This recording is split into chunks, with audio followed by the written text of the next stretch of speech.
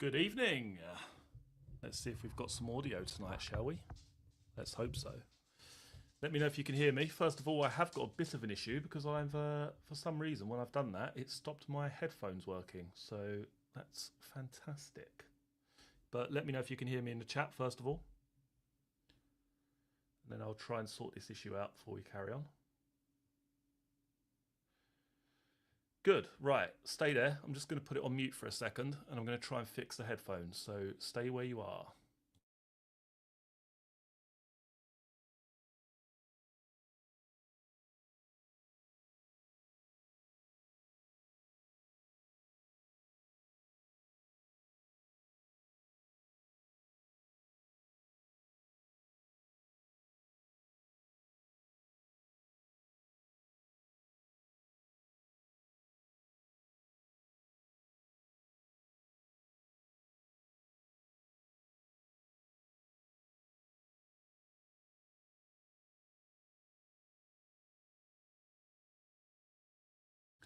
Okay, well, it looks like that's sorted the problem out. So hopefully we'll be okay, but we'll see how we go.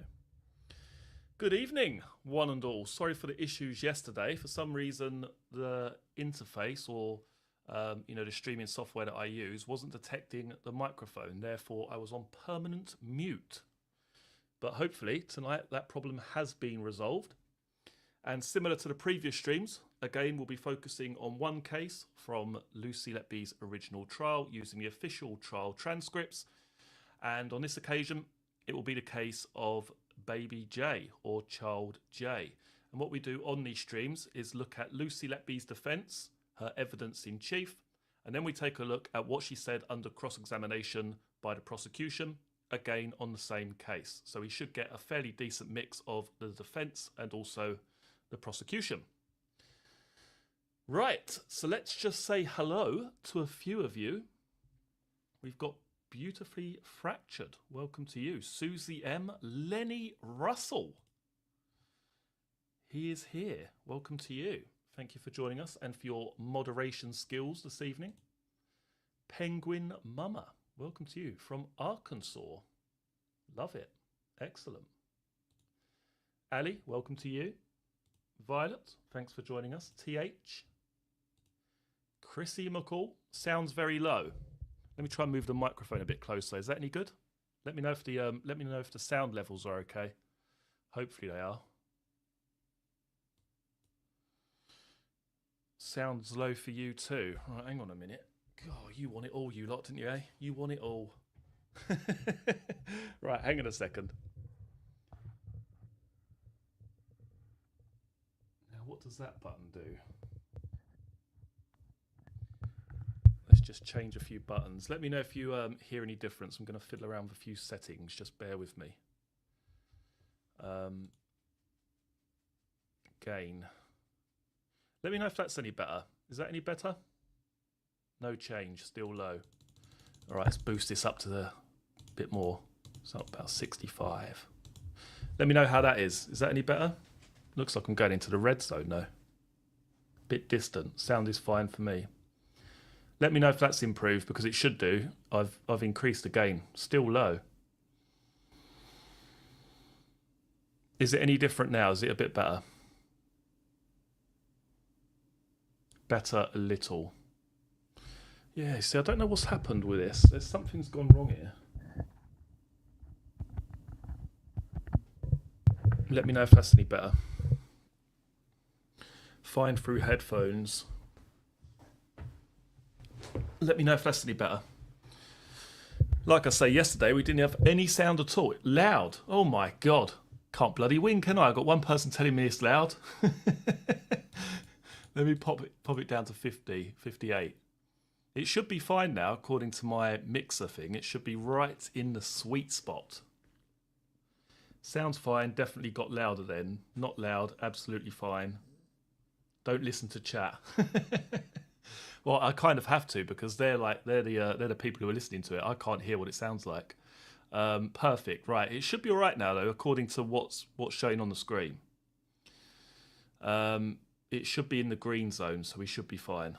I'm going to leave it as this for the time being. And we'll just X off of this, hopefully. Fine, right. Right, it should be good now. Well, it should be a bit better than what it was anyway. So as I say, tonight we'll be focusing on the case of child J. And it will certainly be a little bit of a shorter stream than the last one, which was actually 4 hours in duration. So I'm definitely not expecting a 4-hour stream this evening. Although I will see how I feel after I've done child J, because I was contemplating also doing child L and M, because they're actually together, particularly the evidence in chief. But let's just see how we go first of all with child J, and then we'll take it from there. Stephanie, welcome to you. Thanks for joining us. Mish, welcome. Mary C267, thanks for joining us. Karen, welcome to you. John Boy, he's here. Welcome to you. Potter64, thanks for joining us. Right, Ali, welcome to you. JB, thanks for joining us. Joanna, welcome to you. Stuart Kelly, thanks for joining us. The legend that is Totem Crow, thanks for joining us this evening. I think that's pretty much everyone. Reva, Lindsay H, Paul. Scroll back a little bit further. I think Terence Stamper's here as well somewhere, hopefully.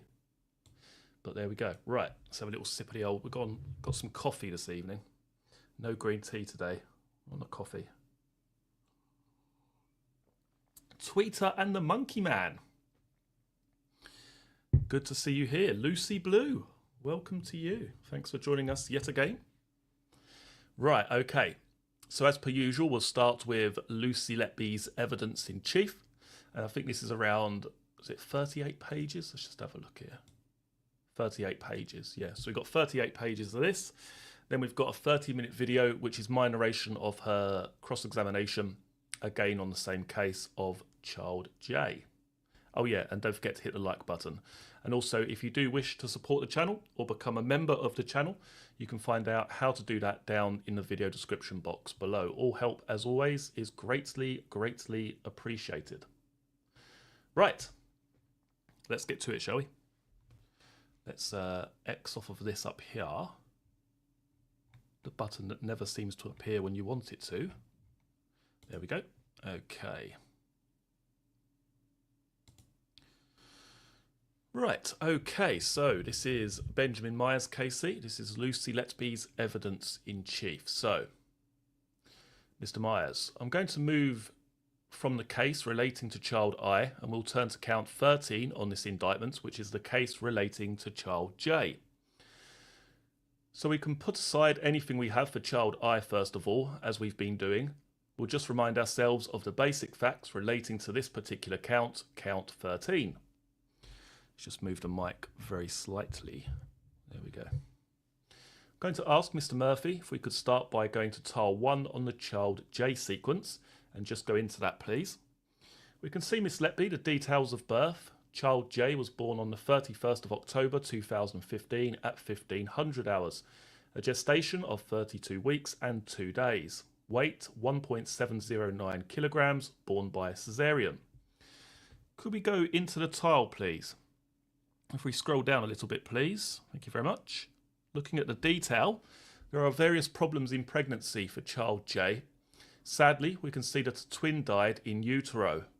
There was twin-to-twin transfusion syndrome for child J, and that's where identical twins share a placenta. We've heard that, and there can be uneven blood flow. There had been, we were told in evidence, antenatal, so before birth, rupture of the membranes. And just to assist everybody with their recollection, it's child J. Ladies and gentlemen, where after birth and after some production of bile, an abdominal x-ray revealed a problem with the bowel loops, and child J went to Alderhay Children's Hospital for an ileostomy. I think that's right. Children's Hospital for an ileostomy. I think that's right. Which she had on the 1st of November. That's detail that can help place where we are on the indictment.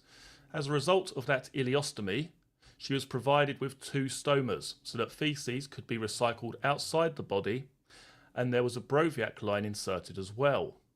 Does that assist you with what we're dealing with as well, Miss Letby? She replies, yes. Child J returned to the Countess of Chester Hospital on the 10th of November 2015. Count 13 that we are dealing with relates to events on 27th of November 2015, so a couple of weeks later or thereabouts. Now, with the assistance of the neonatal review, I'm going to remind you and the rest of us, Miss Letby, if it's needed, of the events we're looking at, because there's almost 2 pairs of events that we're dealing with on the 27th of November. The easiest way to remind ourselves of this is to go to the neonatal review. So I recommend actually getting the paper copy, if you would, ladies and gentlemen, and you do that too, Miss Letby. She replies, I've got it. We'll be grateful to Mr. Murphy for putting it up on the screen. If we would open this neonatal review, Miss Letby, could you go to page 4, please? Ladies and gentlemen, if you could go to, it should say page 4 of 8. At this point, the purpose of this is just to remind ourselves of what we're dealing with and when. I have suggested it's helpful to think of this in the way of 2 pairs of events, but think of it as you wish, of course. If we look at page 4 of 11 and enlarge the section which goes from, let's say, line 75 to line 90, the first pair, as they're recorded, are at lines 77 and 87. We can see at line 77 at 4:40, as it's recorded here, in the care of Nicola Dennison, who was the nurse designated to child J. It's recorded on the apnea-Brady fit chart, and we'll have a look at that. We'll have a look at the detail of that. There's an event at 04:40, and then if we look down to line 87, again with Nicola Dennison, there's an event at 05:03, recorded on the apnea-Brady fit chart, and we'll see that. So there's a pair of events there, 4:40 and 5:03. Both events relating to desaturations to 30% and then 50%, although in the evidence there was a question raised as to whether the percentages were the other way around. But in any event, there are desaturations on 2 occasions, 4:40 and 5:03. Nicola Dennison was the nurse caring. And then if we go over the page to 5 of 8, we actually come to those that have been identified for the purposes of the charge on the indictment. So let's read that again. Then if we go over the page to page 5 of 8, we actually come to those that have been identified for the purposes of the charge on the indictment. And they're easier to pick out because they've got the black bars across them. I'm going to ask if we can enlarge them from lines 131 to 150 so we can place them. This second pair, one is at line 134 at 6:56, simply down as child J event, and then at line 148 at 7:24, another event relating to child J. Again, these events relate to low desaturations and associated with clenching of hands and stiff limbs, and a description given by Dr. Gibbs of eyes deviated to the left, and the period that they lasted. So just to help us keep in mind, it's 1 count, but we looked at a number of different events. The first pair there for Nicola Dennison, 4:40 and 5:03. And then the 2, which you've got in front of you now, Miss Letby, members of the jury, on page 5, 6:56 and 7:24. We can take the neonatal review down. They will be going back to it. So if we keep it out in front of us for the time being, ladies and gentlemen, you too, Miss Letby. Right, stop there for a second. Just make sure all the sound's coming through. Because my screen shifted then for some reason, but I don't know why. Should be okay though. Right. Let's have a little sip of the old coffee.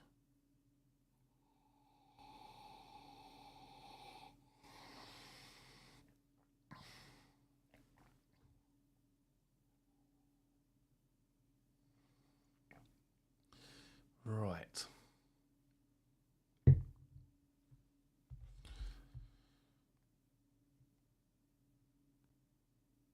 Okie dokie. Well, we've got sound, so that's always a positive. Let's just scroll back here, see if there's anyone I've missed. Jean Robert or Jean Roberts, welcome to you. Thanks for joining us this evening. Marie52, thanks for joining us. Ms. Strangeway, welcome to you. Right, okay, 2 seconds and we shall continue.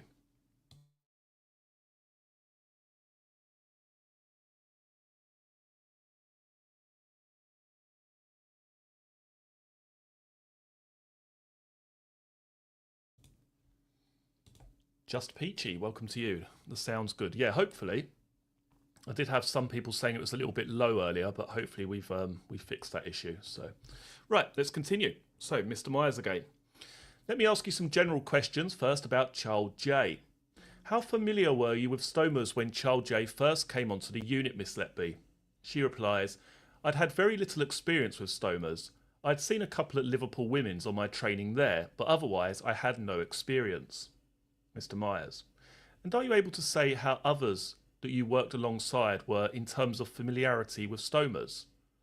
She replies, very similar, so a lot of the staff had no direct relevant sort of recent experience with stoma care. Mr. Myers. Child J had had the procedure, the ileostomy, at Alderhay Children's Hospital. Lucy replies, yes.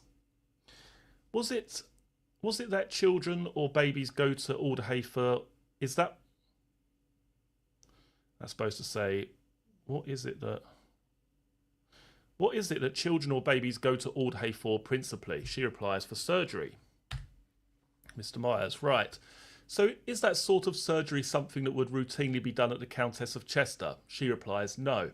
That's not something that can be done at the Countess of Chester. It's something they have to go to a tertiary centre for. Mr. Myers, therefore, do you regularly find yourself looking after babies who have had surgery like that? She replies, no. How familiar, from what you could see, did nurses appear to be in handling the stoma bags and recycling? She replies, I don't recall anybody being overly confident in doing it because it had been a long time for anybody to have had any recent experience of the stoma. Mr. Myers, are you able to say who was involved a lot of the time in dealing with the bags and the recycling? She replies, predominantly it was the parents. We took their lead, very much so. Mr. Myers, and why was it that the parents knew what to do from what you could tell? She replies, they had been taught how to do it in Alderhay, and they were very attentive to child J, so they knew what to do far better than we did at the Countess. Mr. Myers, if we look at some messages relating to this, and we can go first please Mr. Murphy to tile 45, we're going to look at a series of messages from here through to tile 58. This is on the 18th of November that we start at 1732. So it's about 9 days before the events we're looking at on the indictment. But let's have a look at these. So from Nursey to you. Was just a lot going on this morning with B's discharge and liaising with stoma nurses etc. Plus dealing with safeguarding lol. All go. Oh, and Kate Bissell has raised about Jenny having child J. Has looked like she's been doing the refeeding.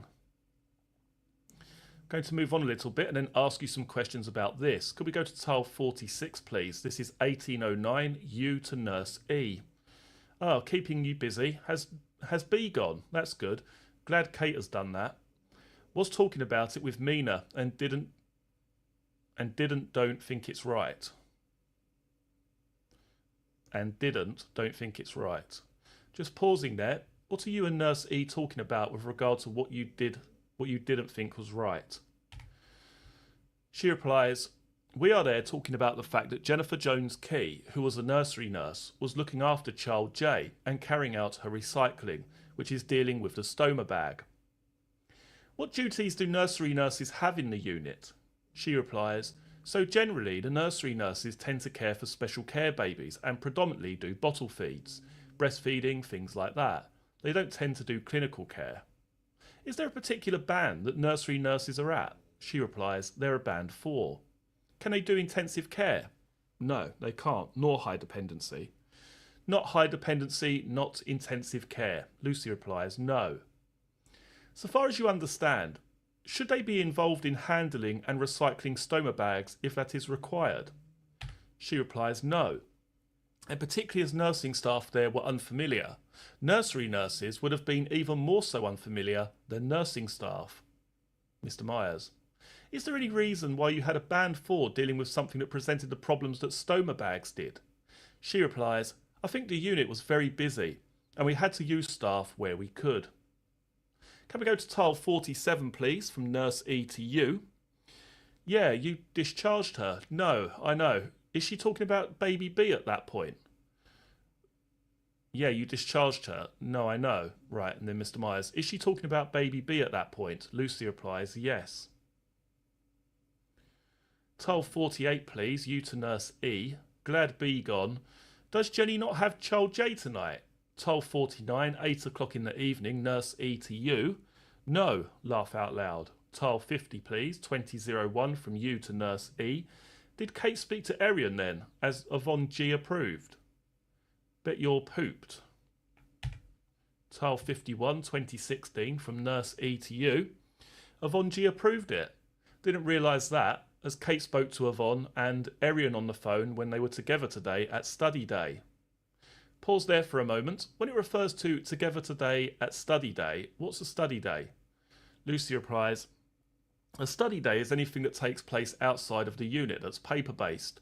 So it might be an exam, or it could just be attending lectures somewhere. So you're not on the unit itself. You are studying something elsewhere. Did you ever go on study days? Lucy replies, yes, many. Would you ever be given material when you went on a study day? She replies, yes. And what would you do with the material you were given? She replies, I myself would keep it to go through. Is it unusual for you to keep? Sorry, you were saying something. And then Lucy says, I would keep it and often refer back to it. Mr. Myers, is it unusual for you to hang on to material like that when you're given it? She replies, no. Right, stop there for a second. Right, okay. Victoria, welcome to you. Thanks for joining us.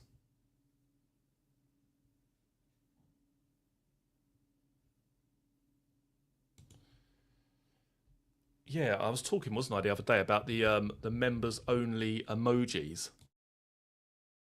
And I do actually have an artist who creates video games, believe it or not. He's an artist, but he also creates video games. He's a,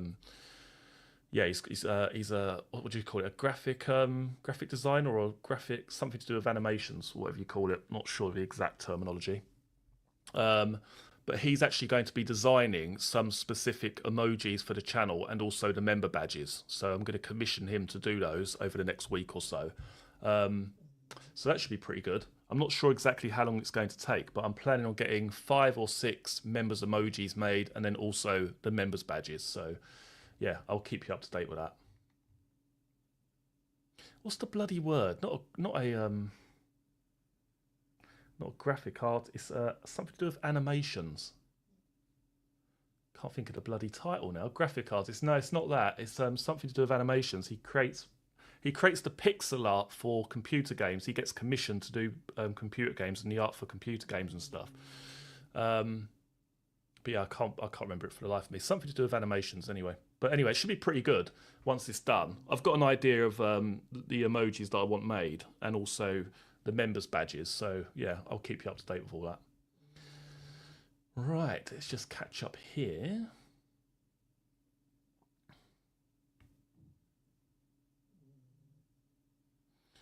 Right, okay. Yeah, I think we're pretty much up to date. What's the bloody word? It's going to drive me mad. Let me have a look on my phone, see if I can spark the old brain cells a second. Animation.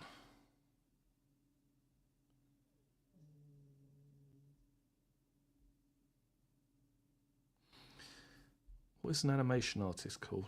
An animator? No, it's not that. But yeah, it's basically like graphic design, but for animation. I'm sure there's a different word for it, but I just can't think of it. Right. Okay, right, let's get back to it, shall we? Okay, so let's hide this comment there and start again.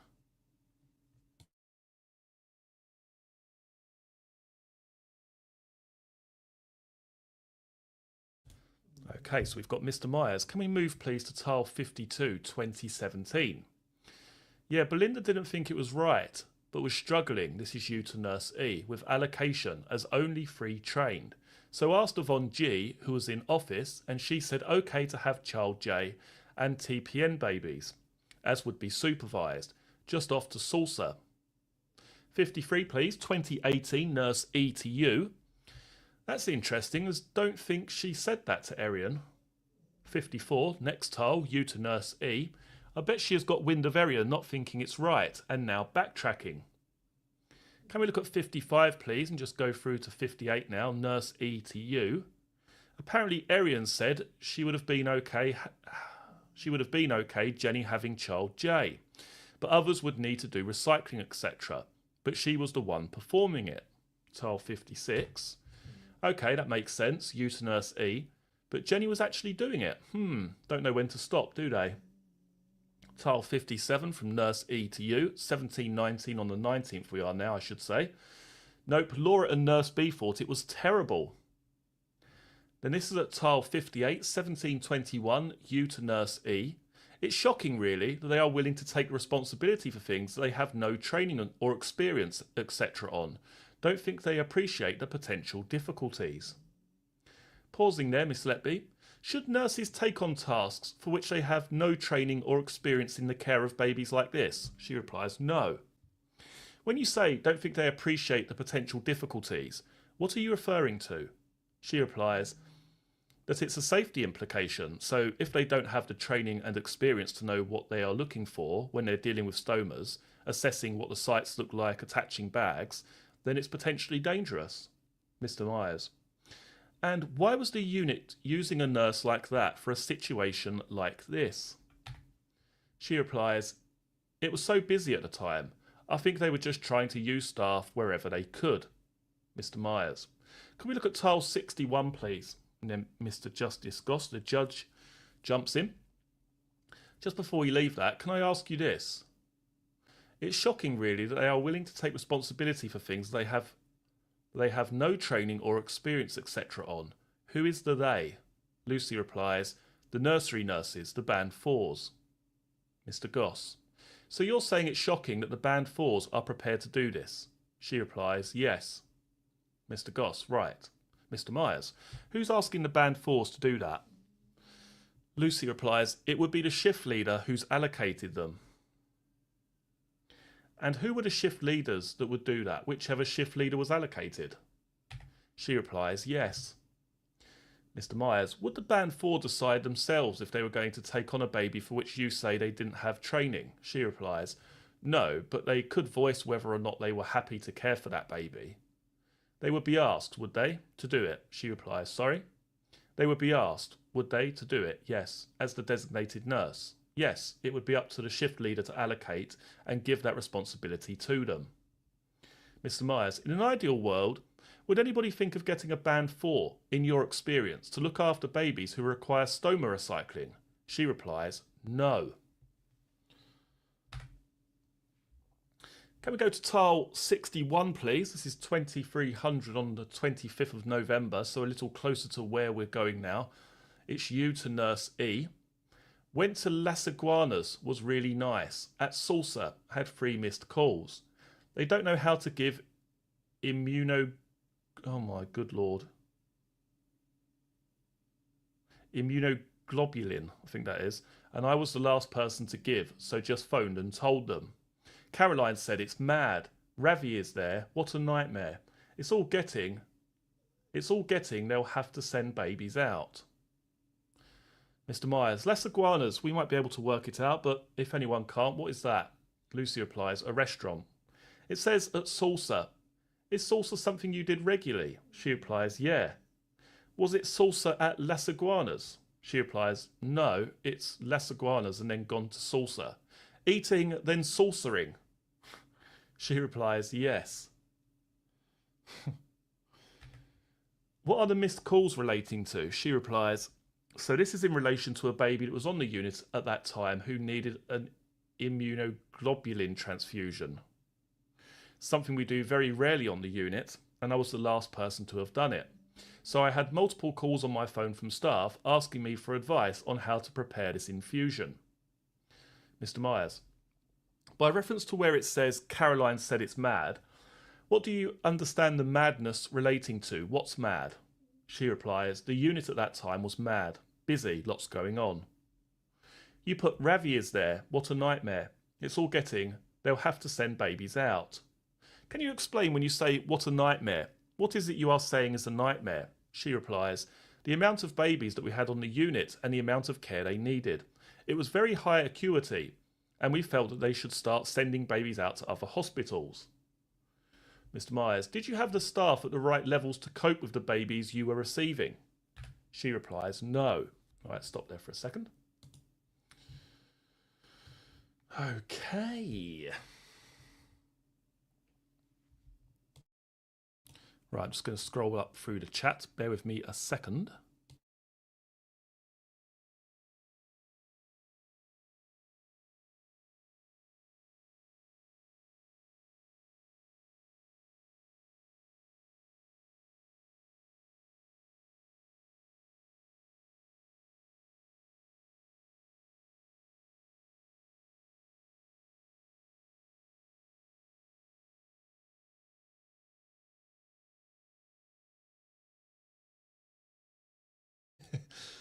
Ali said animation specialist. No, it's not that. There's a special word for it. I just can't think of a bloody name now. Yeah, it will come to me at some point. It will come to me at some stage, no doubt. Right, scroll down here.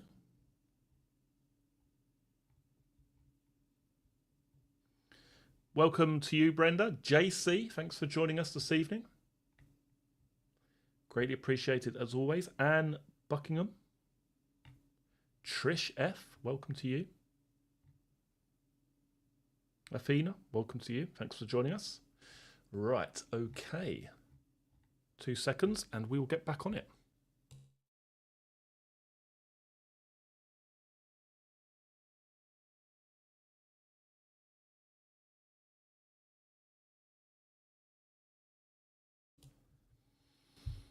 Right, okay, so Lucy replied no. Then we've got Mr. Myers.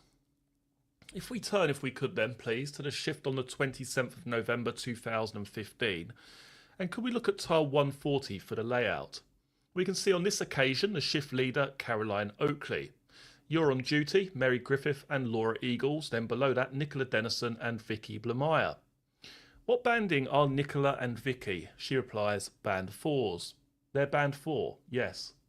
Following on from what you said earlier, who will have decided this allocation on this night? She replies, so this would have been allocated by the shift leader from the shift prior to this. Mr. Myers, right. So whoever the previous shift leader was will have set this up. She replies, yes. If we scroll down, we can see the layout on the unit.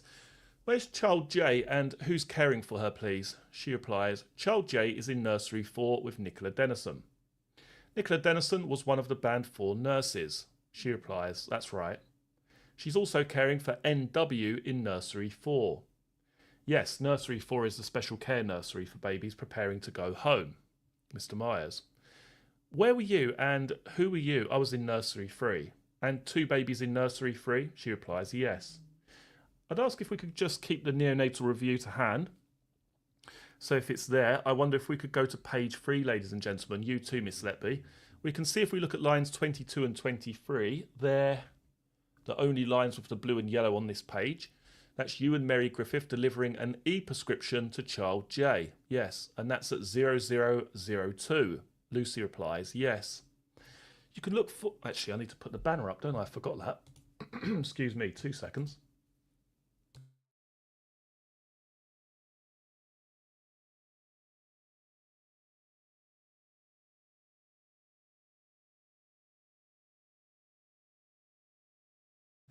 There we go. Okay. Right, you can look forwards if you like to satisfy yourself about what we have or don't have up top, the first of the first pair of events over the page. But did you have any other involvement with child J before that first desaturation at 440? She replies, no. In fact, if you want to see your first involvement again recorded here with child J, could we turn to page 5 of 8, please? If you look at line 136 at 656, what do we have there, Miss Letby? She replies, that's a nursing note regarding a desaturation that's been witnessed by myself and Mary. And that is at 656. She replies, yes. So that's the first of the second pair of events. She replies, yes. But between that and what we looked at a few moments ago, At 0002 with Mary Griffith, was there any other involvement with you and child J? She replies, no. Who was caring for child J? She replies, Nicola Dennison. When we look at page 5 of 8, in addition to child J, we can also see a baby with the initials of child J. Okay. If we just run our eyes down that, ladies and gentlemen, you'll see that letter, initials of child J. If we look at 178, Mr. Murphy, line 178 on the paper, just enlarge that, the initials of baby J there. Is that baby J or something different or somebody different? She replies, no, it's somebody different. Do you recall who? I can help you if you've got no recollection. Do you recall who initials of child J relates to when we look at this? When we look at initials of child J relates to when we look at it on this schedule? She replies, no. If we just look at page 8, so there's no mystery. You look too, Miss Letby. Page 8, we have the plan for the way the nursery was populated at the end of the shift. And does that help you with? She replies, yes, I know. Who was initials of child J that you were looking after? She replies, initials of baby J is an admission that came into nursery 1 in the early hours of that morning. I don't know if this is a cock-up or what it is, but I can only read what it says. Do you have recollection of this shift independently of the various notes and schedules? She replies, yes, some. Some. Do you recall how busy it was? She replies, it was extremely busy. Right, we know for instance that Dr. Verhees was called to the unit at some point after that or during that first pair of desaturations that Nicola Dennison records. Do you recall him being there at any other points during the night? She replies, I think the doctors were quite present for a lot of the shift. Do you remember which doctors? She replies, I know Dr. Gibbs came, and he was there for quite a lot of the evening. I couldn't be specific on times. Do you recall it being busy that evening? She replies, yes, very. We'll have a look at the first pair of events. They're not in the black bar. Can we look at the nursing note, please, by Nicola Dennison at tile 209. We can put the neonatal review to one side. Can we scroll down to this? This is the note by Nurse Dennison. I'll read the relevant part of this and ask you some questions. The 27th of November, 0737, so this is the morning. ND, Nicola Dennison there, are some preliminary comments. I'm going down to, quote, shortly after the feed at 0400, child J became unwell and desaturated to the 30s. Initially not apneic, but then did require some neopuff to recover. Colour looks poor, pale and mottled. Doctors informed and examined her. The further episode just after 5 AM again requiring O2, though no apnea at this time. Decision made to screen child J. Can we also, before I ask about this, look at the note that was made by Dr. Verhees at tile 165. It's this section. This is the section which I'd like us to look at. The note is made at 5:15. Quote, ATSP. Do you remember what? She replies, asked to see patient. 2 profound DSATs, first to 30s, being handled during stoma cares. Second to 50s, not being handled. HR remained above 100. Both episodes required bagging for, and then Lucy says, a few minutes, I think. Since then, pale and mottled. Increased work of breathing. Previously, overnight, settled, no DSATs, feeding well, no concerns. That relates to previously. And also, could we look at the apnea chart at tile 60? And the neonatal review referred to the apnea chart. We'll just have a look at this. Other witnesses were taken to this.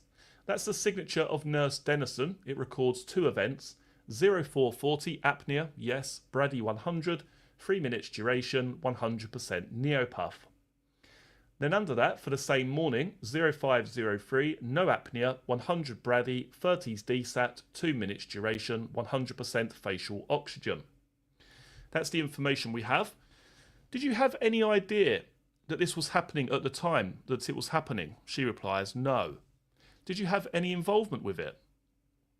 Did you have any involvement with it? She replies, no, not at all. We saw in Dr. Verhees' note, it makes reference to child J being handled during stoma care. Yes, in relation to the first event. Were you there when anything like that was happening? She replies, no, I wasn't. Do you recall whether you were on the unit at the time these things were happening? She replies, I can't say. Do you recall whether you were on or off the unit at various points during that evening? She replies, yes, I was off the unit at points, yes. If we look at tile 151, please, we don't need to go into these. It's door swipe data. And this has you, it says, in maternity neonatal entrance doors 0157. Yes. So where will you have come in? Where will you have come in from? Do you know? So where will you have come in from? Do you know? She replies, I have come in from the main hospital corridor onto the neonatal unit. Do you know why you would have been off and coming on at 0157? She replies, no. We do have cause to leave the unit at times to access other rooms that are on the corridor or the toilets, things like that. Mr. Myers.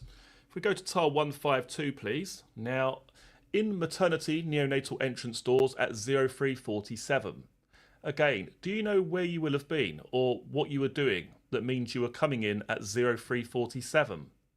She replies, I can't say exactly what I was doing, but we do go in and out of the unit frequently if needed. Can we look at tile 159, please? Again, this is maternity neonatal entrance doors in 0429.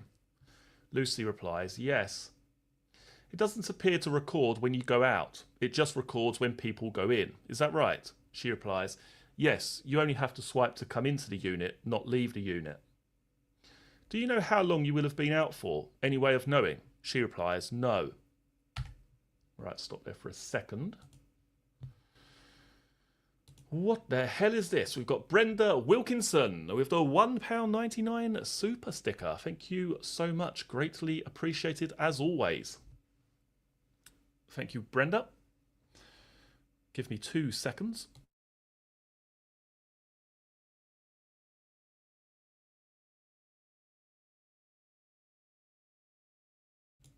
We have Beautifully Fractured with the £1.49 super sticker.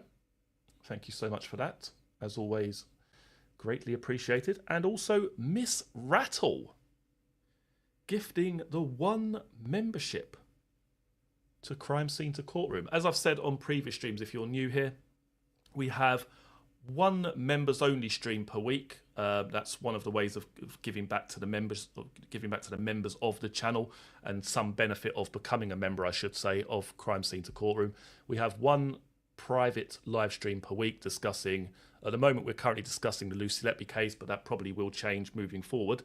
But that's one of the benefits of becoming a member. Not only does it show your support for the channel, you get access to that private stream once per week, which is usually held on a Friday, Saturday or a Sunday.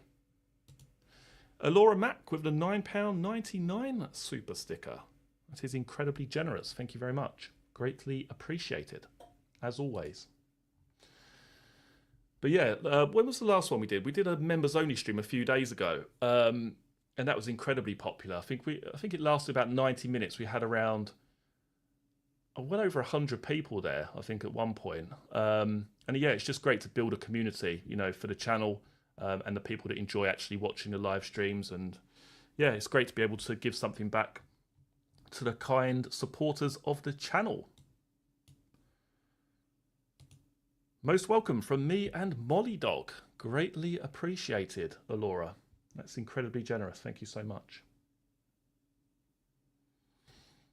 And good old Lenny Russell, he was gifting those memberships like there was no tomorrow during that last stream. I think he's literally gifted about 20 this month, which is, as I say, a massive support for the channel. And it helps, you know, people who want to become a member, maybe they can't afford it. It just sort of facilitates more people to be a part of those members only streams. So yeah, thank you so much for your help, Lenny. As always, greatly appreciated. Right. Who else we got here? Crew Dog. Crew Dog, late to the party. Welcome.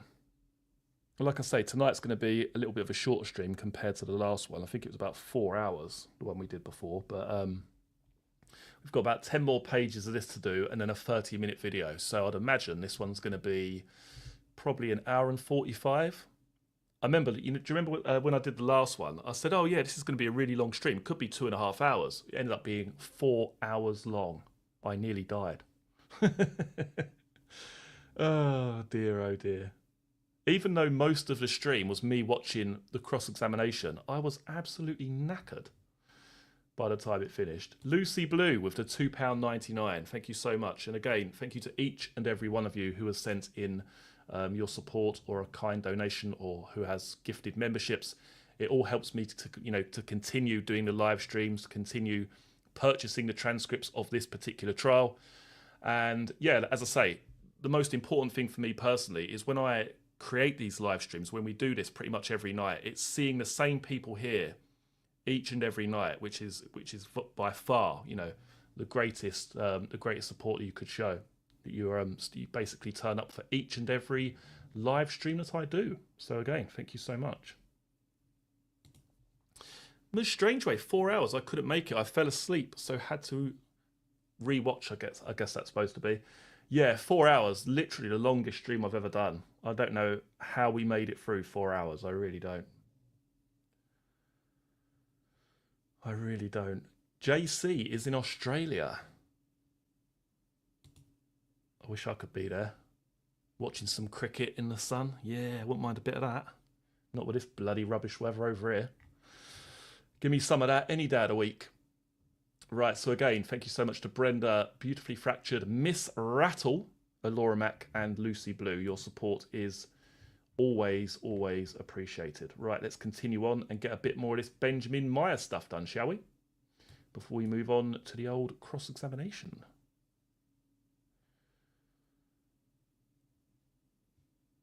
Right, okay. Right, where the hell did I get to? Do you know how long you would have been out for? Any way of knowing? No. So we know the first episode, depending on which timing we go for, is any time, well, at 4:40 on the chart that we saw last of all. Do you know what you were doing at that time? She replies, no.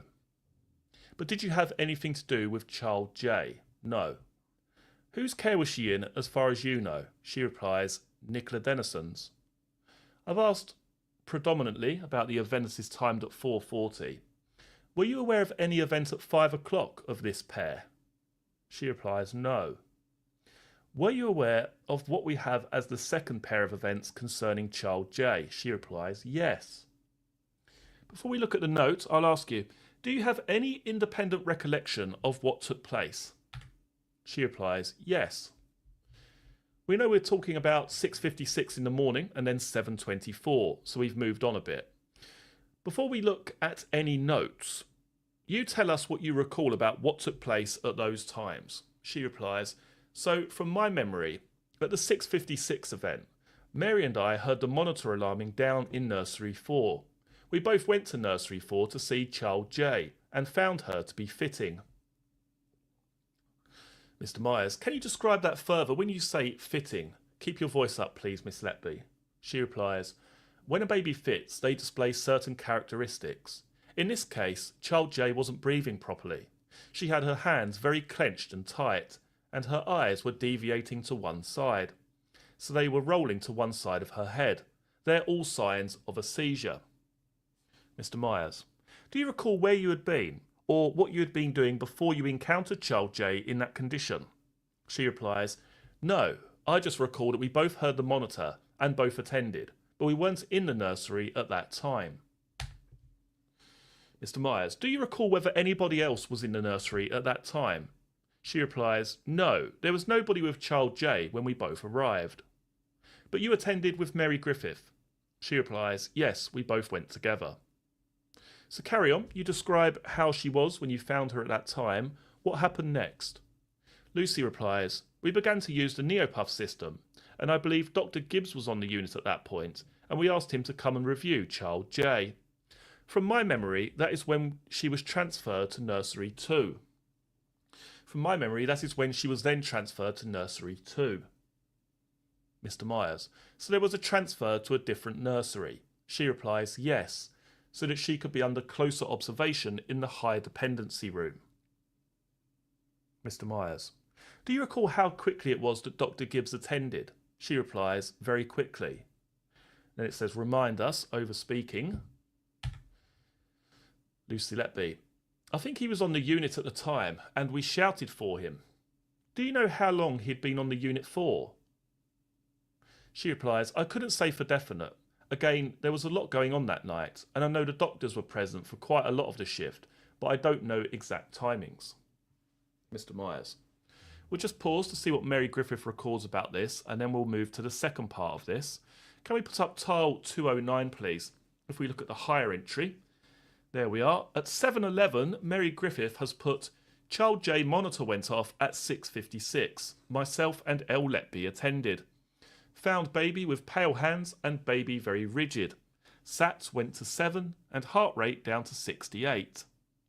And it describes the support given with Neopuff and Dr. Gibbs being on the unit and being called to help. And that's how you remember it. She replies, yes. And before this happened, anything to do with Child J? Sorry. And before this happened, anything to do with Child J at all before you went in there and found this happening? She replies, no.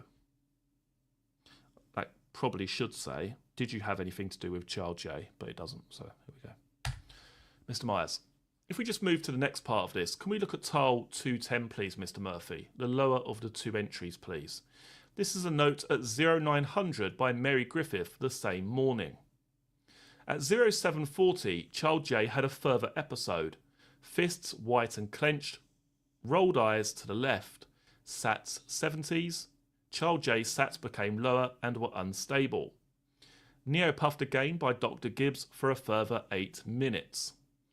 Then it goes on to describe the support that was given to Child J at that point. Following on from what you can tell us where, do you know where you were at the time this episode began? She replies, this second episode, yes, 7:40. She replies, I think I was in nursery 3 and I was called to help. Do you recall who called you? She replies, no. We've seen at 7:56 when we looked at the neonatal review at the beginning of Child J, we've seen that you and Mary Griffith had given some support to her, to Child J, yes? Just for our record, as we follow it, we see an infusion started with you and Mary Griffith at 0709. She replies, yes. For those following it in the sequence of events, that's line 141. That repeats at 7:20 at line 144. Do you recall doing those infusions with Mary Griffith for Child J? She replies, no, not from memory, no. It's 7:24 for the event on the neonatal review. We have 7:40 in Mary Griffith's note. Do you recall when the event took place, or can you not help us with that? She replies, no, I know the day staff were on the unit at that point, so it must have been around 7:30 onwards. Mr. Myers, all right. Do you remember what time you remained on the unit until? She replies, it was shortly after 8 o'clock, I think. I did stay a little bit later that day, but I can't be specific on what time I left. Mr. Myers, so of these 4 events in 2 pairs with Child J that morning, do you recall being in the nursery with her at the time that any of them happened? She replies, no. Just to be clear with the first 2 events, the first event with the 2 parts, were you even aware of that taking place? She replies, no, I wasn't, no.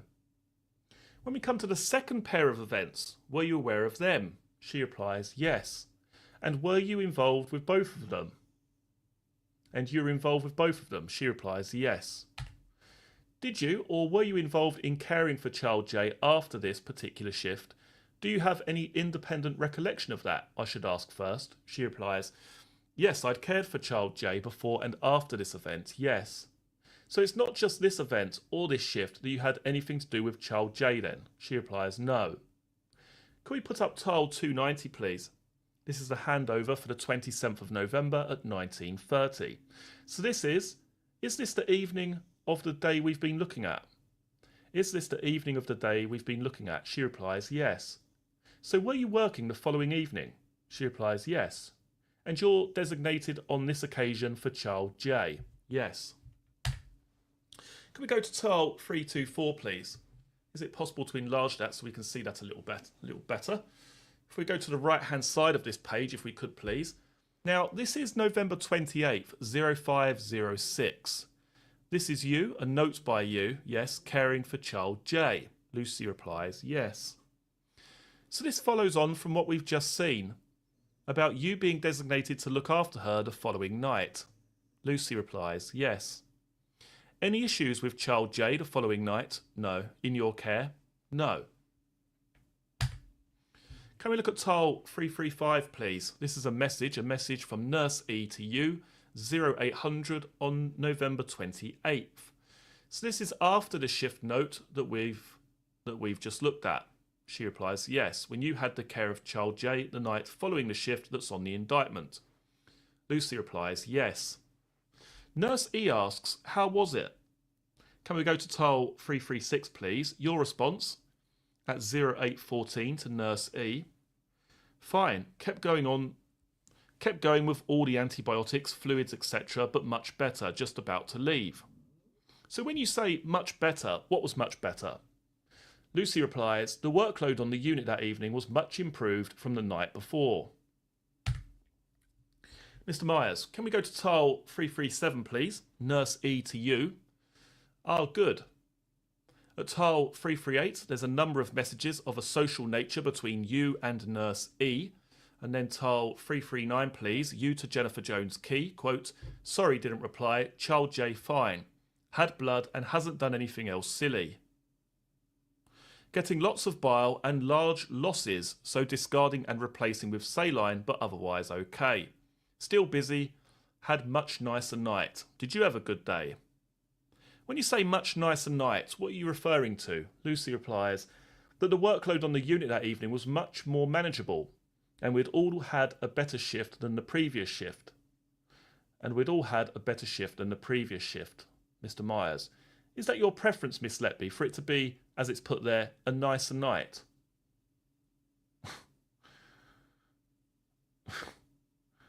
Why would you even ask that question? Is that your preference, Miss Letby, for it to be, as it's put there, a nicer night? Yes. That's what you would want? Yes. With things going smoothly? She replies, yes, and being able to give every baby the time they need. Mr. Myers, would you want things to be going wrong? She replies, no.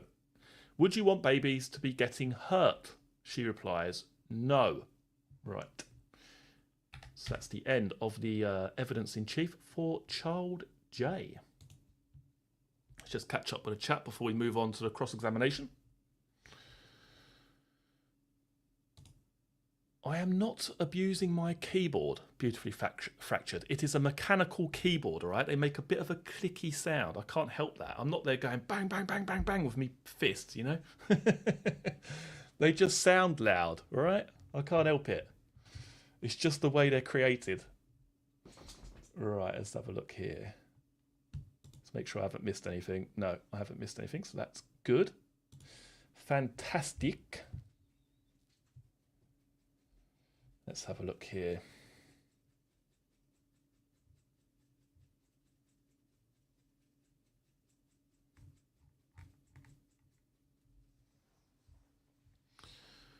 Right, let's have a look here.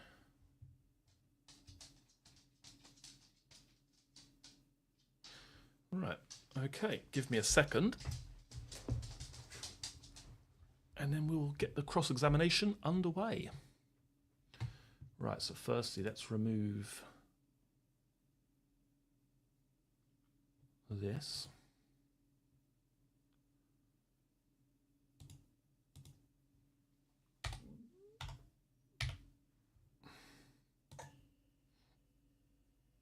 Okay.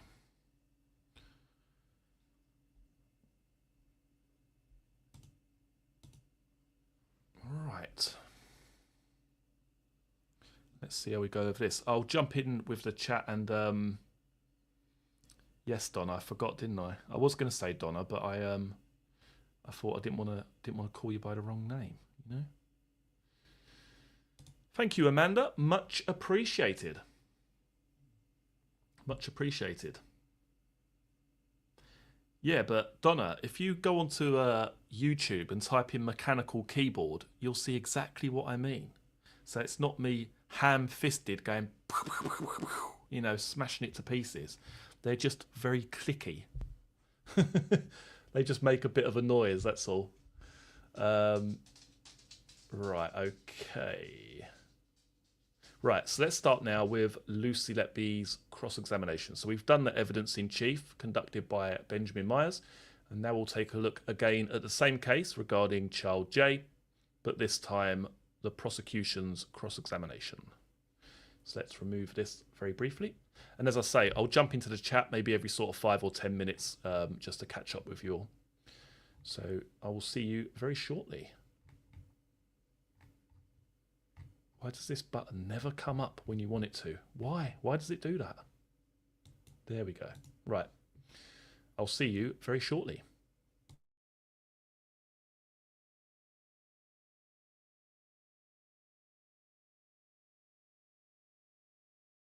We're going to start with child J now. Just to remind you, she was born at the Countess on the 31st of October 2015. She was taken to Alderhay in Liverpool for surgery on November 1st. She returned to Chester on November 10th, and the incident about which we accuse you of trying to kill her happened on the 27th of November 2015. Okay? Yes. I just want to deal with what you say about child J in your defence statement first of all. So here you start at paragraph 124 by saying you did nothing to harm child J. You then say at 125 that the Countess of Chester NNU didn't appear to be capable of dealing with a baby with stomas. You had never seen a baby with stomas at the unit before child J, and when she arrived, everyone was apprehensive. None of the nurses had recent experience of stomas. From what you could see, the doctors were equally unsure about stomas. You say that we were reliant on the parents telling us what to do. They had been told what to do by Alderhay. They were more proficient at changing the stomas than we were. You say I don't remember child J being wrapped in a towel and covered in feces, but if that happened, it would have been potentially dangerous for her. Then at paragraph 127, on the 27th of November, I was not the allocated nurse for child J. However, both Mary Griffith and I went into nursery 4 at the same time, having heard the monitor sounding. No one was there. We noticed child J's deterioration and seizure, and it was after that that she was then moved to nursery 2. Then the final relevant paragraph is 130. I didn't decide to keep the handover sheet. It is something that had just remained in my pocket from the end of my shift. Then what? Found its way into the Morrison's bag? Is that right? No. How did it get? I put it there. You put it there. When? I don't know. Right. Can we start with tile 140, please? This is the handover to the shift on which you were working on the evening of the 26th into 27th of November. All right? Yes. We can see if we just scroll down, please, that child J began the shift in nursery 4 with another child, both of whom were being looked after by the band 4 nurse Nicola Dennison. You had 2 children in nursery 3. Is that right? Yes. There were a couple of children being cared for by a nursery nurse in the transitional care unit. Then Mary Griffith and Caroline Oakley had a child each respectively in nursery 2. In nursery 1, Laura Eagles had 2 children. We also have 2 children for whom we can provide limited details, LW and DM. Yes. Are you suggesting that the staffing levels on this shift contributed to any of the incidents that befell child J? No, it was a very busy shift, but I don't know exactly what happened to child J. You're not suggesting it was the staffing levels? No. Are you suggesting that the incompetence of any doctor contributed to what happened to child J? No. Any nurse? No. Any mistakes that you've been able to identify which contributed? No. Do you agree with Mary Griffith's evidence? Her assessment of child J? That she was a very nice baby, a joy to look after? Yes. Do you accept the evidence of the mother of child J? that in the days just before the 27th of November, child J was well. Yes. That she had progressed well. Yes. That she was about to go home within a day or two. Yes. And that, as a matter of fact, corresponds with a text you sent to your friend Nurse A at tile 60, doesn't it? Can we put tile 60 up, please, Mr. Murphy? It's a text sent a few days earlier. I'll read the previous one. It just says, "How's child J? Wish I wasn't off. Feel so freaking useless."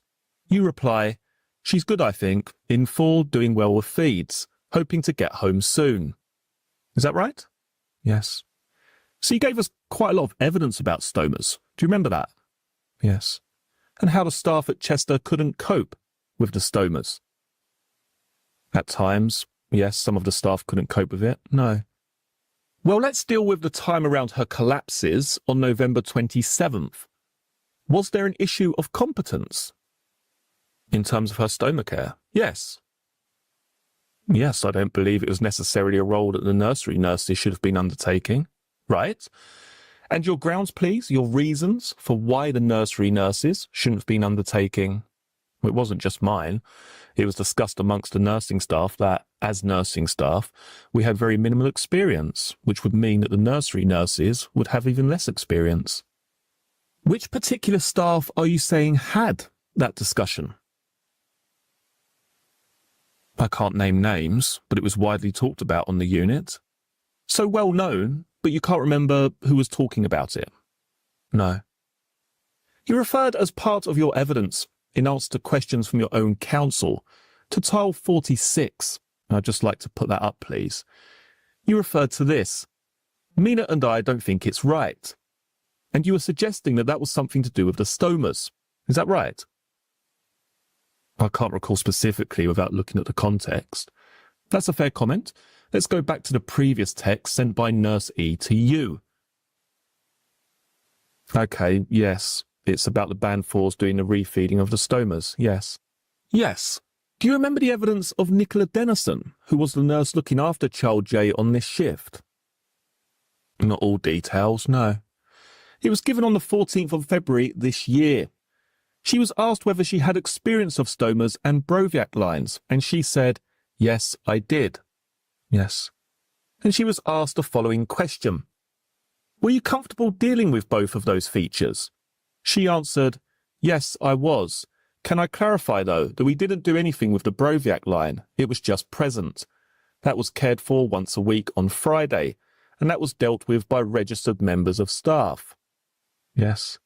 So that was her evidence, and it was never suggested to Nicola Dennison, was it, that she in some way lacked competence or experience to deal with a stoma? I don't recall. I just know that in my time at the unit, child J was the only baby I'd ever seen with a stoma. Within those present years, there was no other cases of stomas on the unit. But you went further than that, didn't you? On May 16th this year, in answer to questions from your own counsel. You were asked these questions. Is there a particular band that nursery nurses are at? You replied, they're a band 4. You were then asked a question, can they do intensive care? You replied, no they can't, nor high dependency. Then you were asked this question. So far as you understand, should they be involved in handling and recycling stoma bags if that is required? You replied, no. And particularly as nursing staff there were unfamiliar, nursery nurses would have been even more so unfamiliar than nursing staff. And then this question, is there any reason why you had a band 4 dealing with something that presented the problems that stoma bags did? You replied, I think the unit was very busy and we had to use staff where we could. Do you remember that exchange? Yes. Were you there suggesting that the reason for Nicola Dennison being put in charge of child J was because in effect you were short-staffed? No, I wasn't referring to Nicola Dennison specifically. It was generally nursery nurses having child J over this period of time. Well, let's not worry about the period of time overall. Let's deal with the time that she collapsed. Okay. Are you suggesting there was something wrong with child J being looked after by a nursery nurse at the time she collapsed? No. Well, in the light of that answer, I just want to revisit something else you said then in answer to your own counsel. You were referred to tile 56, if we can just look at that. Let's do 55 first to give you the context. This is Nurse E to you. Apparently Arian said she would have been okay. Jenny's having child J, but others would need to do recycling, etc., but she was one performing it. And then the next tile, please, you replied. I said, okay, that makes sense. But Jenny was actually doing it. Don't know when to stop, do they? Who didn't know when to stop? Sometimes I felt that the nursery nurses would undertake roles that they weren't experienced or trained enough in doing. You were complaining here, weren't you, that Jennifer Jones-Key was recycling the stoma? Yes. Yes? Yes. Do you remember your counsel saying this? Having read that tile together, we'll deal with all the ones that he dealt with to put this in context. Tile 57 next, please. This is Nurse E to you. Nope, Laura and Nurse B thought it was terrible. Then tile 58, you to Nurse E. Could you read this? It's shocking, really. They are willing to take the responsibility for things that they have no training or experience, etc. on. Don't think they appreciate the potential difficulties. So you were complaining again, weren't you, in your evidence in answer to your own counsel, that this nursery nurse shouldn't have been doing this job? Yes, I don't think it was fair to put that onto a nursery nurse, no. Do you remember this was then said to you by your counsel? Pausing there, should nursery nurses take on tasks for which they have no training or experience in the case of babies like this? Do you remember your answer? No. You said no, and you said it was potentially dangerous. That's what I believe, yes. So the impression you were giving to the court was, first of all, that Band 4s were not qualified to do this job. Is that right? Not to do their job, to handle stoma care. Yes, and that the hospital was knowingly cutting corners with care by assigning unqualified staff to deal with patients who should have had trained staff. Yes. Do you know what the guidelines are for stoma care? No. I'm going to show you. Can we put up the BAPM guidelines on the screen, please? These are the BAPM guidelines. Okay. I'm going to go straight to the point. But if you want to see the context, we can go back. Can we turn the page, please? And again, please. And again. Right. Definition of a special care baby. What does it say, please? Special care is provided for babies who require additional care delivered by the neonatal service, but do not require either intensive or high dependency care. Definition of special care. Any day where a baby does not fulfill the criteria for intensive or high dependency care and requires any of the following. And then we cut to care of stomas. She was a special care baby, child J, wasn't she? Yes. What category of nurses deal with special care babies? Nursery nurses, Band 4s. But I think you need to appreciate the context in that the unit itself was not familiar with stomas. Other nursery nurses in units, where they care for them a lot, yes, I think they could manage that. This nursery nurse was familiar with stomas, wasn't she? In her opinion, yes. Who are you to contradict her? Because I know that in the 4 years that I was on the unit, I'd never seen a stoma before, so she had not dealt with one in 4 years. How do you know? Well, I don't know 100%, but I certainly can't recall any other baby in that time having a stoma. I'm going to make a suggestion to you. That you were deliberately creating the impression with the jury that child J, the care provided to child J, was in some way deficient. Do you understand what I mean? Yes. Yes? I do think that. I don't think she had a high standard of care. Well, what was the deficiency then? Where did it come short? I don't feel anybody on that unit was overly confident and able to say, this is what we do with a stoma. We were asking the parents, there were people coming around checking what we were doing or learning from the experience. There was nobody there that clearly said, this is what we need to do for child J. The nurse who looked after her was sitting where you're sitting now. Yes. She said that she was confident and capable to do the job. Well, that's her assessment of herself. Why wasn't she challenged? I can't answer that. Do you accept the evidence of Dr. Gibbs, that prior to arriving at the Countess on the 10th of November, child J had no respiratory problems? Yes. Do you accept that she was taking most of her feeds from a bottle by the time of her collapse? Yes. Let's go back to tile 140, please, just before we get to that. The BAPM guidelines were quoted repeatedly to Dr. Evans and Bowen when they gave evidence. Do you remember? Yes. Have you ever read them? Yes. Had you ever read that bit about stomas that I've just shown you? I can't recall specifically, no. Let's look at tile 140.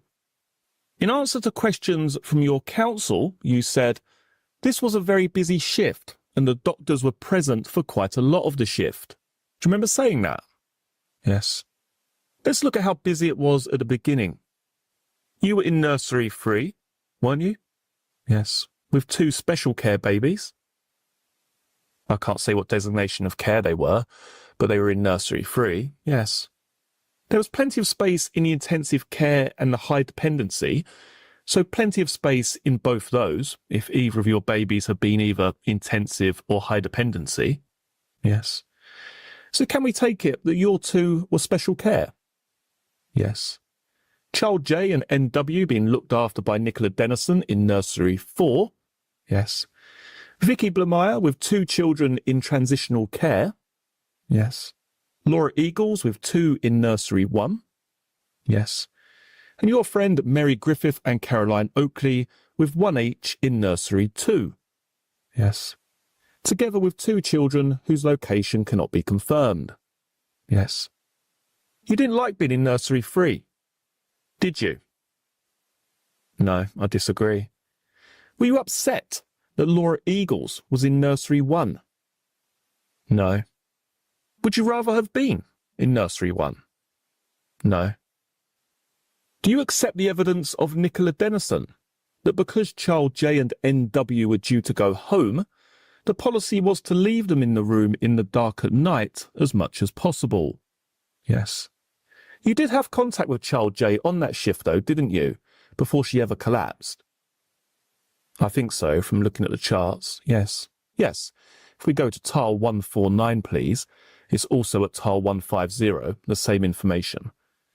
Do we see that you were, together with your friend Mary Griffith, giving sodium chloride oral supplements to child J? We have not have given them because oral supplements go in with the milk feed, but yes, Mary and I would have drawn them up, checked them and left them at the cot side with Nicola Dennison to put into the milk. Yes, I see. But we wouldn't have actually given those ourselves. I'm going to take things slightly out of order for reasons that will become clear. All right? So far as child J was concerned on this shift, there were 2 pairs of incidents. Do you remember? Yes. The first pair happened in nursery 4, and the second pair happened in nursery 2. Yes. Do you remember that? So the first 2 incidents were documented as having happened at 0440 and 0503. Okay. Are you with me so far? Yes. There were then incidents just either side of 0700 hours. Okay? So the first of those was at 0656. The second of those was at about 0724 or thereabouts. Yes. You remember all that? So just that you have the full picture before I start asking you questions about all this, can you go back to the neonatal review, please, and go to page 8? If you go right to the end of page 8, we have the population distribution at the end of the shift, right? Yes.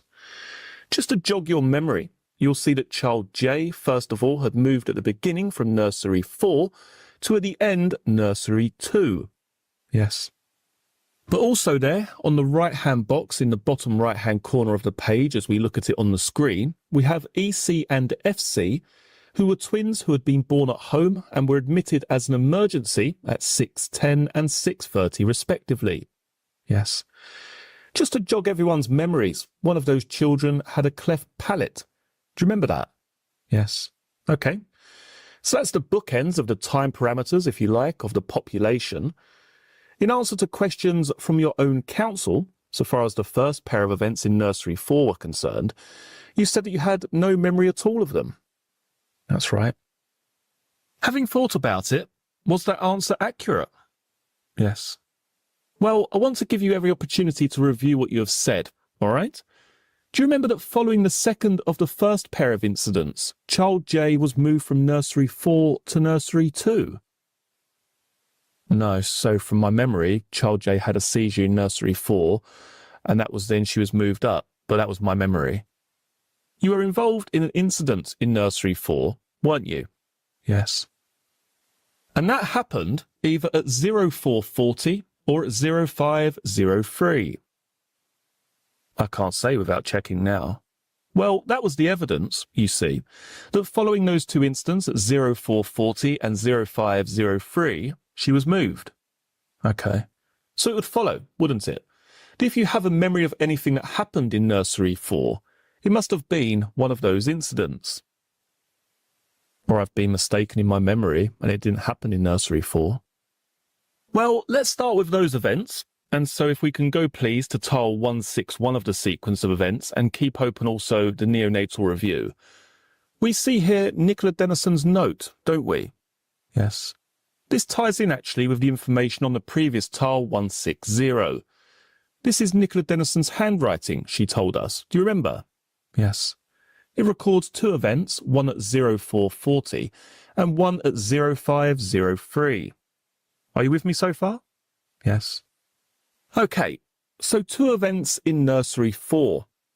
The reason I suggested to you that it was following that child J was transferred is what Dr. Verhees told us. Do you remember Dr. Verhees? Yes. The gentleman with a Northern Irish accent, I think? Yes. His notes are at tile 165 of the sequence, please. Not going to examine these notes in detail, but these record the desaturations and the investigations that Dr. Verhees undertook and asked for. Yes. With me so far? Yes. Now, with that time frame in mind, if we could look at the neonatal review, please. The first desaturation was at, if we look at line 77, 0440. Yes. We could see that between 0447, which is line 79 and 81, you were making a nursing note entry on a computer for the child LF who was in nursery 3. Yes. So in other words, the desaturation happened 7 minutes before you started to make the nursing note. Yes. And the second desaturation happened about 4 minutes after you made that note. Yes. And you have a memory because you have told us that you and Mary Griffith went into nursery 4. Yes, but child J was fitting at that point from my memory. It wasn't a desat, she was fitting. Well, at tile 177, we'll start at 175 actually to get the context. Nurse E at 0624 sent you a text. Good night? Do you remember that? Yes. And you replied at tile 177 at 0628. Could you read it for us, please? No, child J in 2, screened. Had profound desats and just got 32-week twins born at home, one with cleft lip and only 5 staff. So it follows, doesn't it, that by 0628, as I suggested to you earlier, child J had been transferred to nursery 2. Yes. Otherwise, you'd be looking into the future, wouldn't you? Yes. That's precisely the language Dr. Verhees used, profound desats. Did you copy his language from the medical notes? No. Tile 165. Can we just go back, please? 2 profound desats. Do you see that at the beginning of his note? Yes. At the time you were sending that text to Nurse E, that's tile 177, the one we just looked at, I'm suggesting that you were in nursery 2 with child J. Okay. What do you say? I can't recall where I was when I was sending that message. We also see in tile 177 the reference to the twins, don't we? Yes. Who we have already established were admitted. If we're looking at the neonatal review at line 114, the first one at 610. Yes. The second at line 131 at 0630. Yes. As you say in that text at tile 177, only 5 staff. Yes. So it was all hands to the pump, wasn't it? Yes. For the twins. Yes. Yes. So resources in the neonatal unit at about 6 a.m. on November 27th would all have been concentrated in Nursery 1. Do you agree? Not all efforts, but yes. A lot of it, yes. Yes. But you were not part of that effort, were you? I can't say from my memory, no. Well, you don't need to rely on your memory, because if we go to the text, we will see. The next one, please. This is, bearing in mind, first twin in at 6:10, second twin in at 6:30. You at 6:29 receiving a message from Nurse E saying, "Oh shit, 5 staff on today, you mean?" And you replied? Yeah, 5 today. And you sent that at what time, please? 06:31. So you were not in Nursery 1, were you? No. Just pausing there for a second, how many of the nursing staff would it have taken to look after 2 babies that were already in Nursery 1, and these additional 2 who were an emergency admission? Ideally, they would have all been 1-to-1. Yes. So can we say at least 3? No, because that wouldn't have been manageable. We didn't have the staff for that, and I think Laura had 2 babies in Nursery 1 to start with. Yes, absolutely. So Laura had 2 to start with, and the other qualified staff were Mary Griffith, Caroline Oakley, and you. Yes. The children in Nurseries 3 and 4 were special care? Yes. There were 2 nursery nurses working that night, Nicola Dennison and Vicky Blameyer. Yes. And they could have looked after the kids in Nurseries 3 and 4. Potentially, yes. Yes. And so if each of the twins who admitted as an emergency had a nurse each, that would leave only you left of the qualified staff to look after the children in Nursery 2, including child J, wouldn't it? No, because Mary wasn't intensive care trained, so she wouldn't have been able to go into Nursery 1. It would have been me if there was a 3rd member in 1. We know you weren't there, though, don't we? No. Well, yes. So yes, but Mary wouldn't have been in there either. We know you weren't there because you were texting your mate, weren't you? Yes. If we carry on, we will see what I'm talking about. So this is a message sent by you to Nurse E at 06:31. Tile 180 next, please. She says within the same minute, "We closed again." And then at 06:40, tile 185, "Jesus, this will be an interesting allocation then. Are we closed?" Then what did you say at tile 186? Yeah, closed, trying to get someone in. Cleft baby being tubed, I think. Let's just look at where you were at this point, okay? Let's go back to the neonatal review, please. Can we go to the bottom of page 4? This is just before your text conversation with your friend Nurse E started. So at 6:15, in other words, after child J had been moved to Nursery 2, where were you? With baby FB. Yes. Nursery 2? Right. Well, do you agree? Yes. Let's look at where you were at 06:22, over the page, lines 122 and 123. With baby KB? Yes. Who was where, please? Nursery 2. Yes. So you were in Nursery 2, weren't you? Yes. When the emergency was unfolding relating to the twins who had been admitted. Yes. There would have been lots of distractions, wouldn't there, with these 2 emergencies? I don't know what you're implying. I'm implying, I'll make it clear, that the medical staff would have been having their attentions focused on the twins. Do you agree? Yes. And that any nursing help that could be spared would also have been focused on those twins. If needed, yes.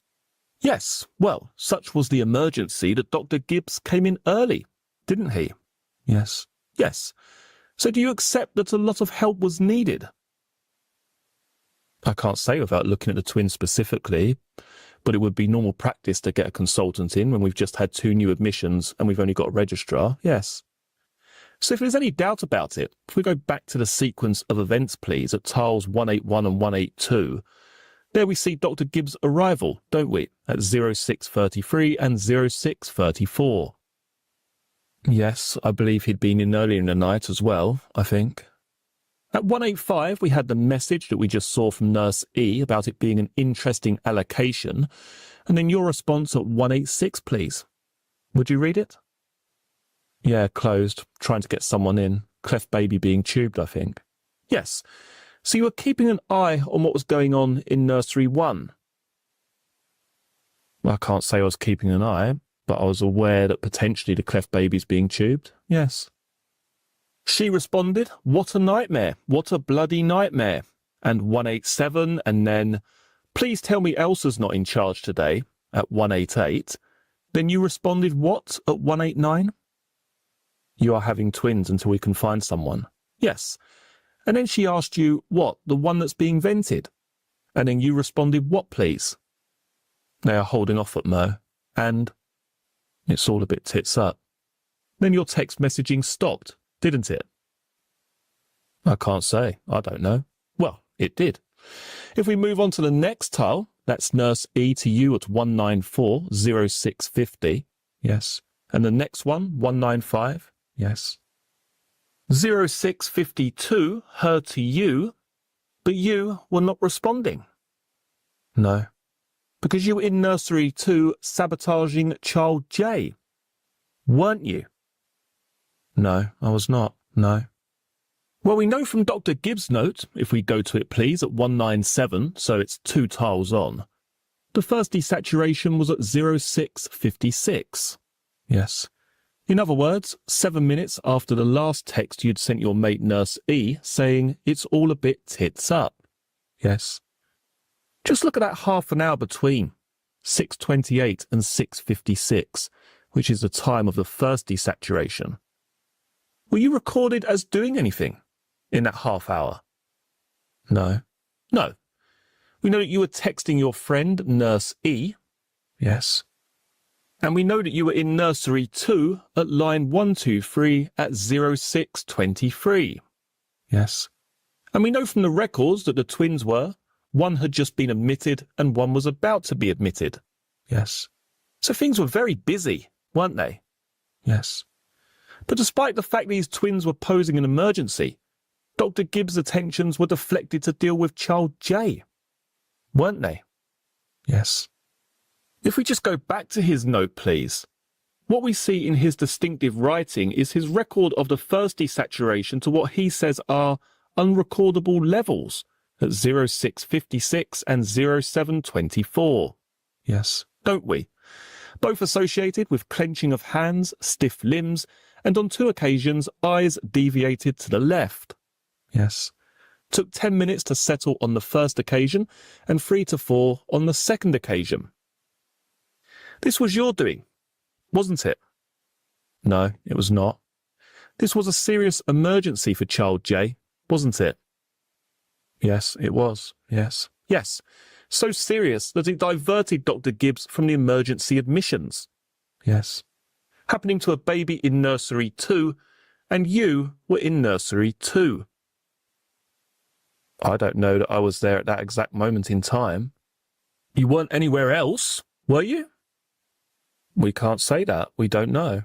Well, you were there. You tell us. I did not do anything to child J. I can't say where. I don't know if I was with child J at that time. Is that what you're referring to? Oh, I'm suggesting you were with child J, because it was you who sabotaged her. No, I wasn't. No. And you took your opportunity when all the other resources of the NNU were concentrated on the 2 twins that had been admitted as an emergency. No. Do you remember Dr. Gibbs and Dr. Breary saying that there was no explanation for what had happened? Yes, to child J. Her blood sugars were normal. Yes, her electrolytes were normal. She had no bacterial infection. Do you remember? Yes. Her blood test was normal.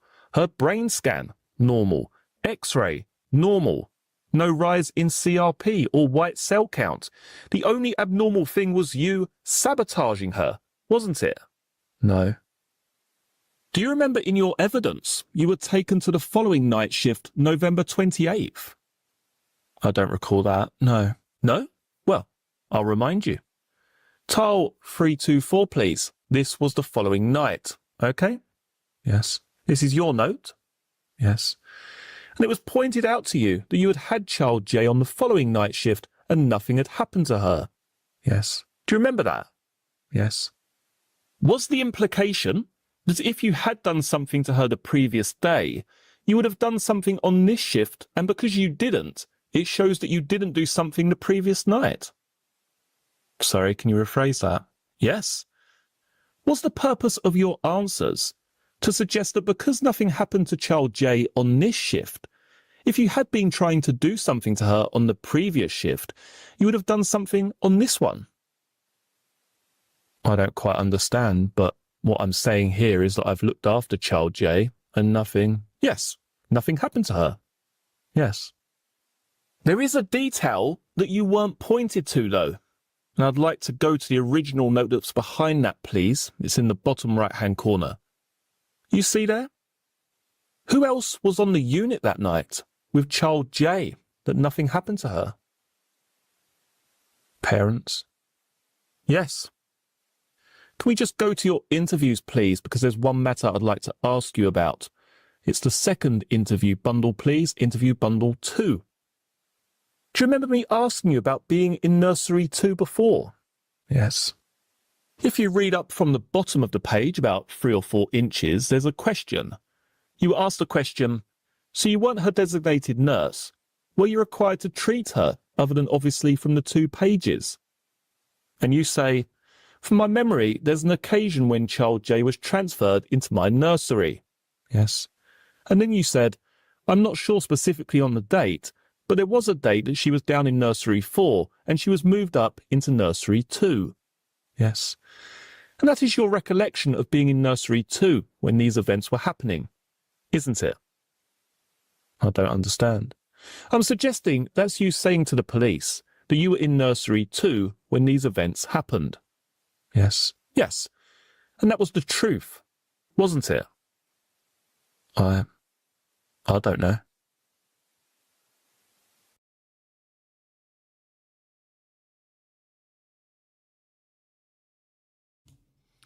Right, I'm back.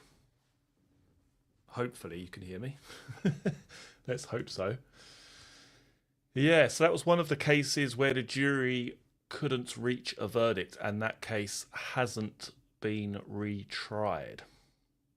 But yeah, let me know if you can hear me just to make sure this microphone is still working. Hopefully it is. Right, what have I missed in the time that I've been away? We've had a membership by the Smitten Kitten. Thank you very much for becoming a member. Greatly appreciated, as always. Kaz49, sliding in there with the £2 super sticker with the fantastic Judge Judy profile picture. Thank you so much for that. Lenny Russell, again. This man is insane. 5 more crime scene to courtroom memberships. Again, that's incredibly generous, Mr. Russell, and greatly appreciated. Thank you so much for that. And Ms. Strangeway has also gifted a crime scene to courtroom membership. So if you've got a membership, do let me know in the chat box below. And as I say, once per week, we do a members only stream. So if you wish to become a part of that, then you can find out how to become a member down in the video description box below. Now, tomorrow, I don't think I'm capable of tonight because it's about 84 pages worth that we've got to do tomorrow. So what I think we'll do is we'll leave L&M, because L&M basically have to be done together pretty much because of the way the evidence in chief is set out. But we'll do L&M tomorrow because, as I say, it's about 84 pages worth, so almost 3 times the amount that I read today with Child J. And then we've got the video part, the cross-examination, which again is going to be over an hour long. So we're probably looking at a 3 or 4 hour stream again tomorrow night. So yeah, I think we'll build up the old energy resources for that one. I just don't think I'm capable of doing another 84 pages. But yeah, I think we'll do L&M tomorrow. We'll keep that one for tomorrow evening. Yeah, it's definitely going to be a long stream tomorrow night. So it's not going to be any of this bloody 1 hour 40 business. It's going to be more like, as I say, 3 or 4 hours tomorrow. So, oh yes, there's also a Discord set up by Mr. Terence Stamper. It's called the Treehouse. And yeah, feel free to join that. If you do join the Discord, you'll be kept up to date with, you know, if the streams change time or when the streams are going live, any sort of announcements, that sort of stuff. And you can also chat between yourselves in between the streams. Rachel Bonsall is a Spurs fan. JB, welcome to you.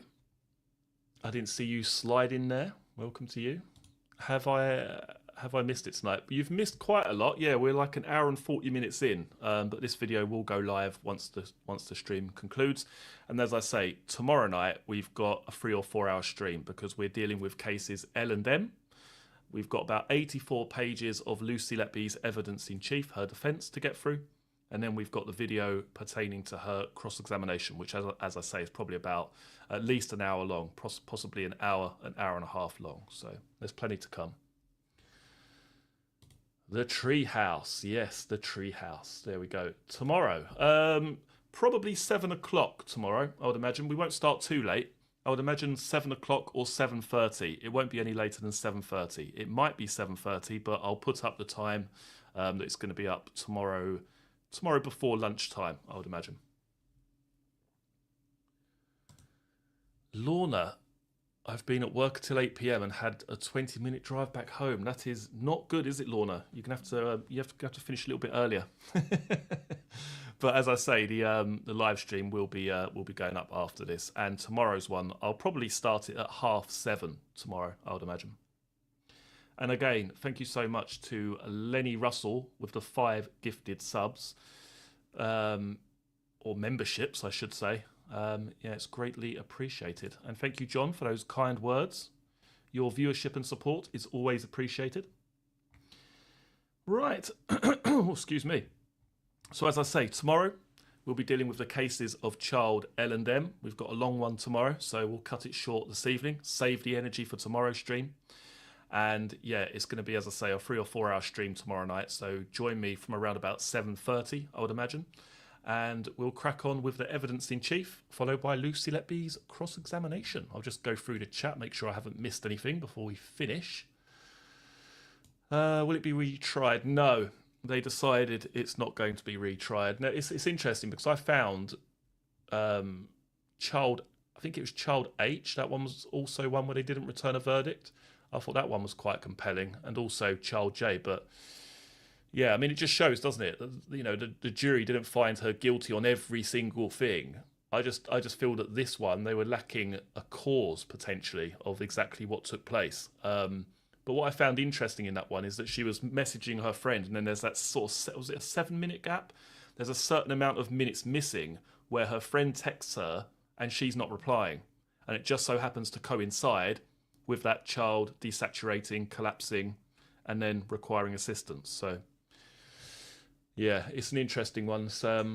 I mean, they're all terribly sad cases, aren't they? But it's not great for the parents when they didn't receive a verdict one way or the other, and this is one of those cases, sadly. Right then, guys, let's say goodbye to you all. And as I say, tomorrow night, 7:30, a longer stream.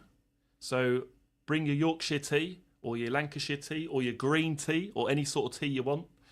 Bring your cakes, your chocolate, and we'll settle in for a long one tomorrow. So be with me from about, I'd say, 7:30. But I'll put up the time and date, not the date, but the time tomorrow, around about lunchtime. So you'll know what time the stream is around about lunchtime when I put out the video, or whatever it's called. Right, guys, thank you so much. And again, to everybody who has supported this evening, Brenda Wilkinson, Beautifully Fractured, also known as Donna, who keeps talking about me bashing my keyboard for some reason, Miss Rattle, Alora Mack, Lucy Blue, This Smitten Kitten, Kaz49, Lenny Russell, and Ms. Strangeway. Thank you to Lenny Russell for also his fantastic moderating skills alongside Terence the Legend Stamper. Greatly appreciated as always, and I'll see you, each and every one of you, tomorrow evening, hopefully around 7:30. Thanks for tuning in this evening, and I'll see you tomorrow. Take care, guys. Goodbye.